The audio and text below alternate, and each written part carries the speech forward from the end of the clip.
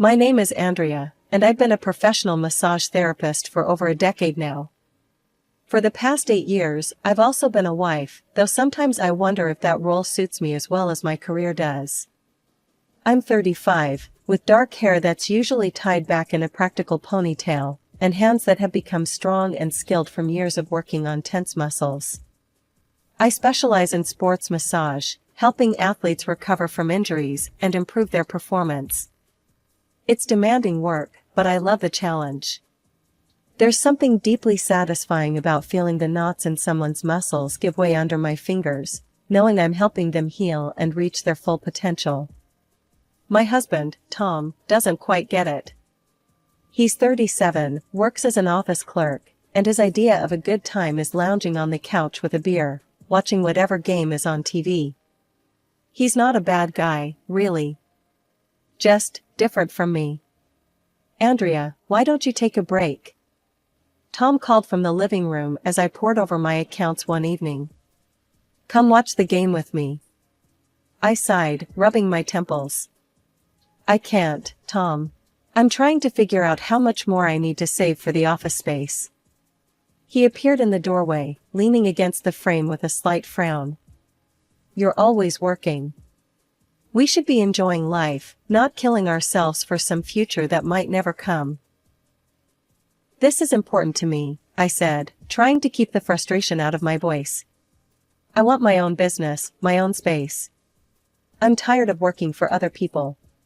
This was a familiar dance between us. We'd reached a compromise of sorts over the years. We each contributed a set amount to our shared expenses, and whatever was left was ours to spend, or save, as we saw fit. It wasn't perfect, but it allowed me to squirrel away money for my future business, without constant arguments. The apartment we lived in was a wedding gift from my father. It wasn't large, but it was in a good neighborhood and, most importantly, it was ours free and clear.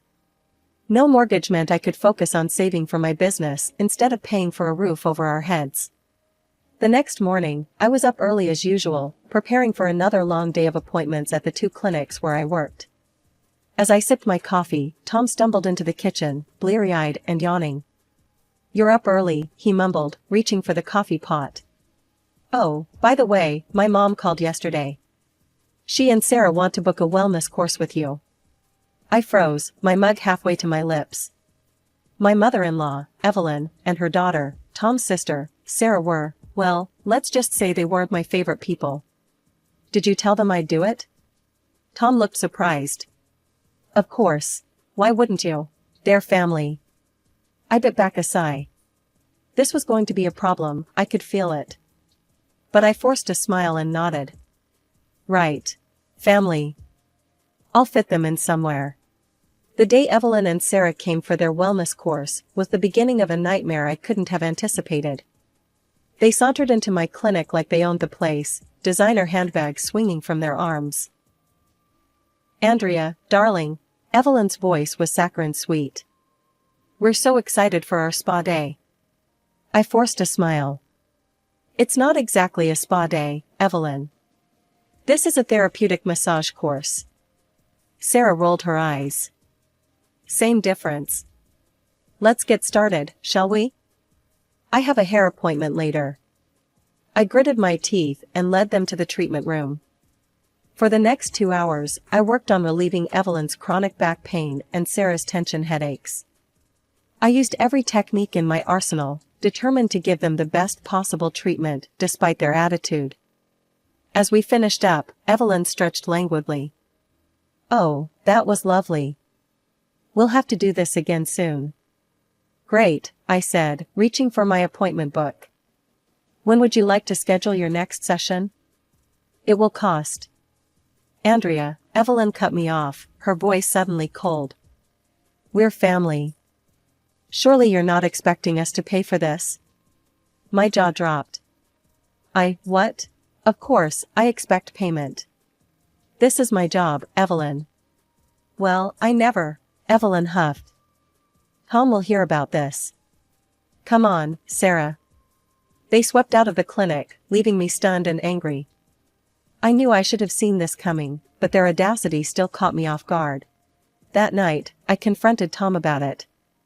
Your mother and sister came in for treatments today, I began, trying to keep my voice level. They refused to pay.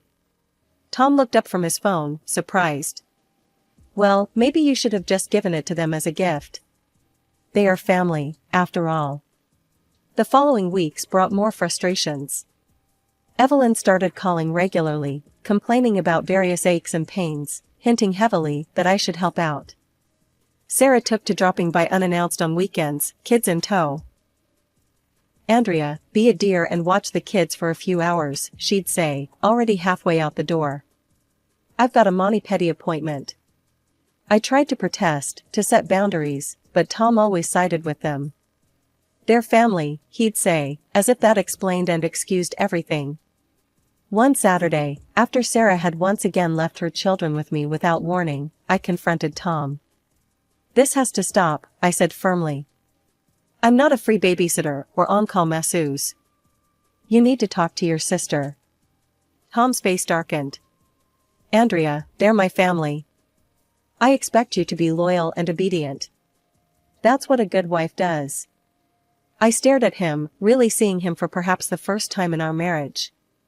This man, who I'd loved for 8 years, didn't understand me at all. He didn't support my dreams, didn't respect my work. To him, I was just an extension of his family, expected to fall in line with their demands. The following weeks were a blur of work and tension at home. I threw myself into my job, working longer hours at the clinics and squirreling away every penny I could. Tom and I barely spoke, the silence between us growing heavier with each passing day. Then, on a rainy Tuesday morning, I received a call that shattered my world. My father had passed away suddenly in his sleep. The phone slipped from my numb fingers as the news washed over me like a tidal wave of grief. I don't remember much of the next few days. I moved through the motions of arranging the funeral, greeting distant relatives, accepting condolences. Tom was there, a silent presence at my side, but I felt more alone than ever. It wasn't until after the funeral, sitting in my father's lawyer's office, that I began to surface from my fog of grief. Andrea, the lawyer said gently, your father left you his house. Everything is in order, the property is yours free and clear. I blinked, struggling to process this information. The house, my childhood home, filled with memories of happier times. I hadn't even thought about what would happen to it. As we left the lawyer's office, Tom spoke up for the first time. This is great, Andrea. Think of all the space we'll have. We could throw some amazing parties.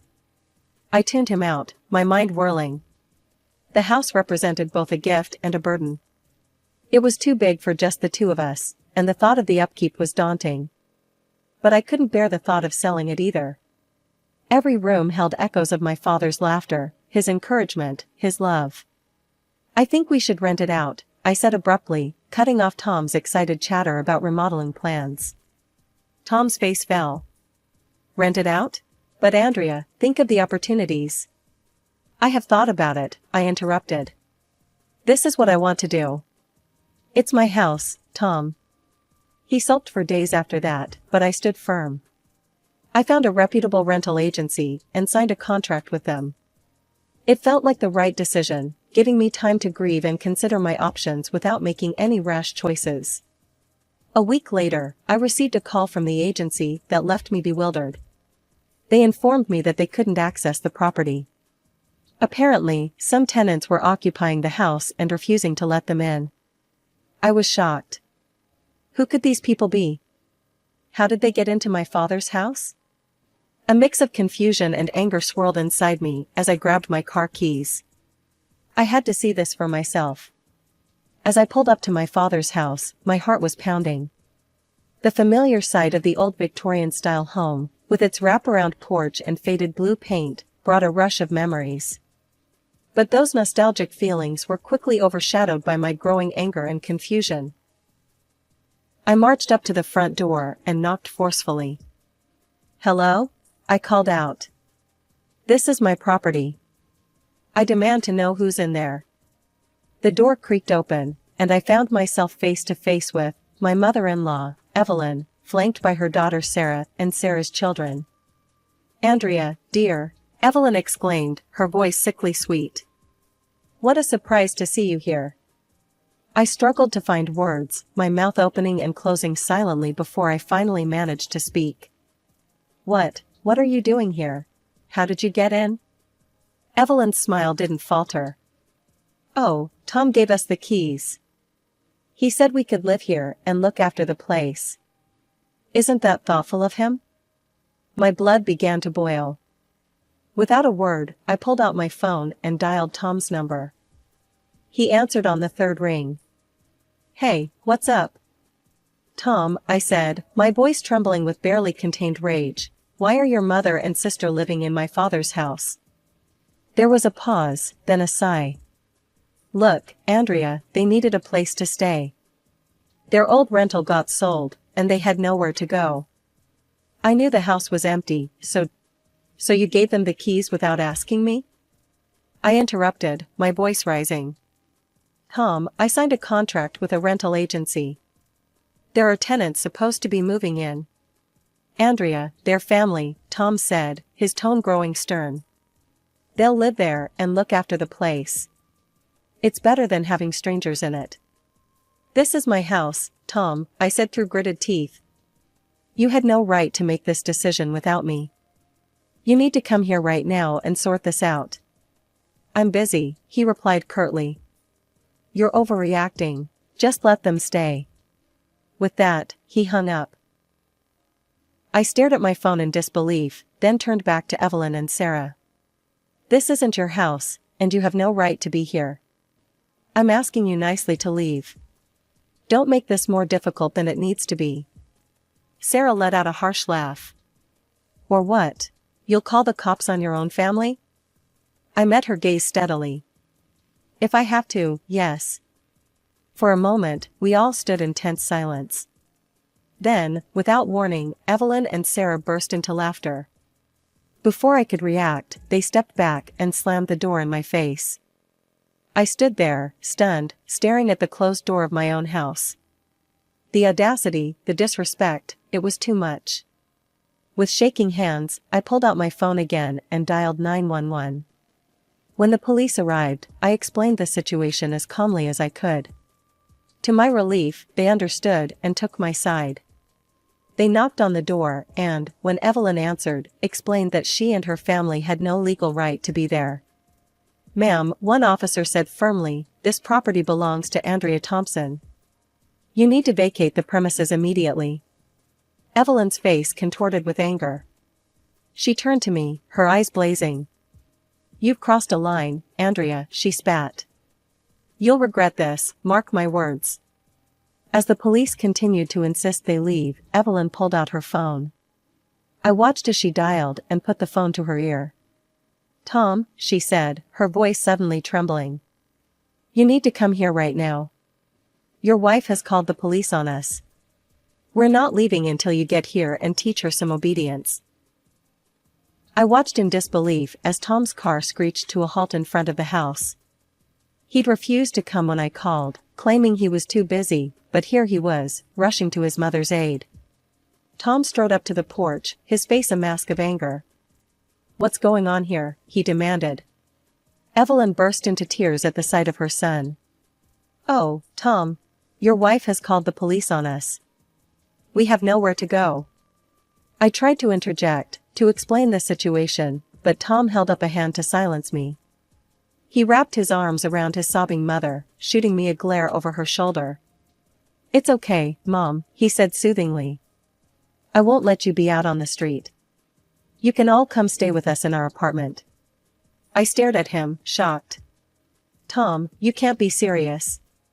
Our apartment is tiny. There's no room." "Well," he cut me off, his voice cold. "Since you don't want to be nice, things are going to have to get uncomfortable. You brought this on yourself, Andrea." And just like that, my life turned into a living hell. Our small apartment wasn't designed to house so many people. Evelyn, Sarah, and Sarah's 3 children moved in, turning our once peaceful home into chaos. The living room became a makeshift bedroom, with air mattresses taking up every inch of floor space. Privacy became a distant memory. The noise was constant. Sarah's children, aged 4, 6, and 8, seemed to be in a competition to see who could scream the loudest. They ran through the apartment like tornadoes, leaving destruction in their wake. One afternoon, I returned from work to find our TV smashed on the floor. The eldest boy had been trying to reach something on top of the entertainment center and had pulled the whole thing down. Kids will be kids, Sarah shrugged when I confronted her about it. The mess was overwhelming. Toys littered every surface, dirty dishes piled up in the sink, and laundry seemed to multiply overnight. Yet somehow, I was expected to clean it all up. When I protested, Tom would step in. "Come on, Andrea. You're the lady of the house. It's your job to make our guests comfortable." "Guests?" I would sputter. "They've taken over our home." But my protests fell on deaf ears. Tom, Evelyn, and Sarah had formed a united front against me. They criticized my cooking, complained about the cleanliness of the apartment, and made constant demands on my time and energy.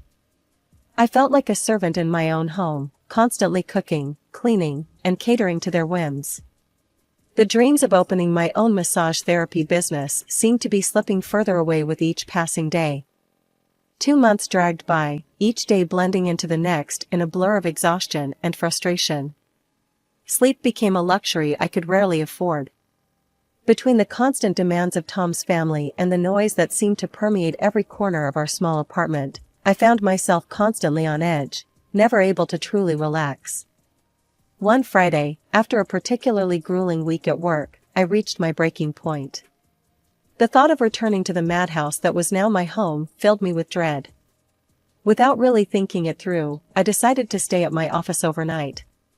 The quiet solitude of the empty clinic was a balm to my frayed nerves, and for the first time in months, I slept deeply and peacefully.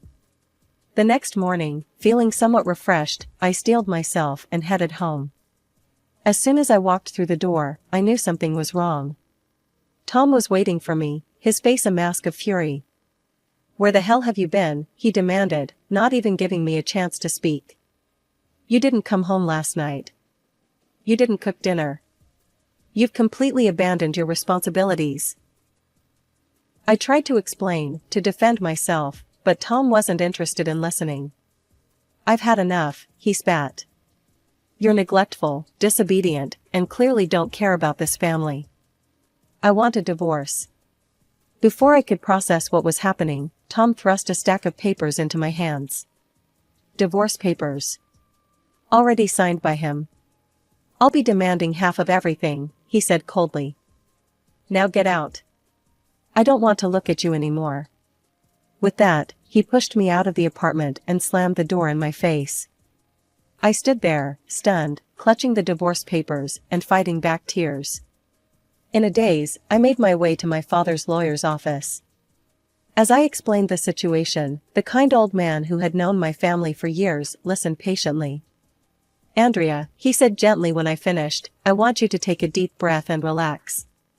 Your soon-to-be ex-husband has no claim on your property. Both the house and the apartment were gifted to you by your father before your marriage. They're yours, free and clear." Relief washed over me, but it was quickly followed by a wave of exhaustion. As I left the lawyer's office, I found myself driving towards my father's house, my house now, I reminded myself. I made my way to my father's study, a room that had always been a sanctuary of sorts. As I began to sort through the papers on his desk, a sealed envelope caught my eye. It was addressed to me, in my father's familiar handwriting. With trembling hands, I opened the letter and began to read. "My dearest Andrea. If you're reading this, it means I'm no longer with you. I want you to know how proud I am of the woman you've become. You've always had such drive, such passion for your work. I've watched you pour your heart and soul into your dream of owning your own massage therapy business. I'm writing this to tell you to follow your heart, Andrea. Trust yourself. You have the skills, the determination, and the compassion to make your dream a reality. To help you on your way, I want you to sell this house. Use the money to open that salon you've always talked about. I know it might be hard to let go of this place and all the memories it holds, but I want you to create new memories, new successes. Remember, I will always be with you, cheering you on. Go make your dreams come true, my darling daughter. All my love. Dad. Tears streamed down my face as I finished reading. Even now, months after his passing, my father was still supporting me, still believing in me. With renewed energy, I picked up the divorce papers Tom had thrust at me. Without hesitation, I signed my name next to his. This chapter of my life was over, and I was ready to start a new one. The next morning, I marched into the mayor's office and filed the divorce papers. As I walked out, I felt as if a weight had been lifted from my shoulders. I was free. My next stop was my realtor friend, Sarah's office. Within weeks, both my father's house and the apartment were sold. The proceeds were more than I had dared to hope for. With Sarah's help, I found the perfect space for my massage parlor, a large, airy room in a bustling part of town. I poured my heart into transforming it, choosing soothing colors and comfortable furnishings. Every piece of equipment I purchased felt like a step closer to my dream. My final task was finding a new place to live. I fell in love with a small, cozy apartment just a few blocks from my new salon. It was perfect, a fresh start, close to my new business. As I was moving my things into my new apartment, I received a frantic call from my former neighbor. New tenants had shown up at my old apartment, much to the shock of Tom and his family. I couldn't help but smile as I imagined their confusion and panic as they scrambled to pack up and leave. It wasn't long before my phone rang again. This time, it was Tom. "Andrea, what's going on?" he demanded. "Why are there strangers in our apartment? And why did I get a notice from the mayor's office about our divorce being finalized?" I took a deep breath. "It's not our apartment anymore, Tom. I sold it. And yes, the divorce is final. This is what you wanted, remember?" There was a long pause on the other end of the line. When Tom spoke again, his voice had softened. "Andrea, I was just joking about the divorce. I love you. We can work this out. I'll tell Mom and Sarah to move out. Please, just come home." "No, Tom," I said firmly. "This isn't about your mother or sister anymore. This is about us. You've shown me exactly who you are and what you think of me. I deserve better than that." With that, I hung up and blocked his number. As I looked around my new apartment, I felt a sense of peace settle over me. This was my space, my life, on my terms. A year has passed since I took that leap of faith and opened my own massage therapy salon. As I stand in the reception area, watching clients come and go, I can hardly believe how much has changed. My little salon has flourished beyond my wildest dreams. Word of mouth spread quickly about the quality of our treatments, and soon we were the talk of the town. My appointment book, once filled with blank spaces and hope, is now packed solid for months in advance. I've had to hire 3 additional therapists to keep up with demand. As I watch them work, guiding clients through their treatments with skill and compassion, I feel a surge of pride. This is what I've built, what I've nurtured. It's more than just a business, it's a place of healing, of renewal. Financially, I'm more secure than I've ever been. The constant stress of pinching pennies and sacrificing my own needs for others is a distant memory. I can afford to pay myself and my staff well, invest in top-quality equipment, and even set aside a healthy chunk for savings and future expansion. But more than the financial success, it's the freedom that I cherish most. The freedom to make my own decisions, to shape my business and my life according to my own vision. No more compromising my dreams to appease others. No more putting my own needs last. I've heard through the grapevine about Tom and his family. Apparently, they're all crammed into a rented apartment across town. The reports aren't pretty: constant bickering, financial struggles, and a general air of misery. Part of me feels a twinge of sympathy, remembering the good times Tom and I once shared. But then I remember how he treated me, how he allowed his family to steamroll over my needs and dreams, and the sympathy fades. As I enter my apartment, I'm greeted by blessed silence. No screaming children, no demanding in-laws, no sulking husband. Just peace, and the freedom to spend my evening however I choose.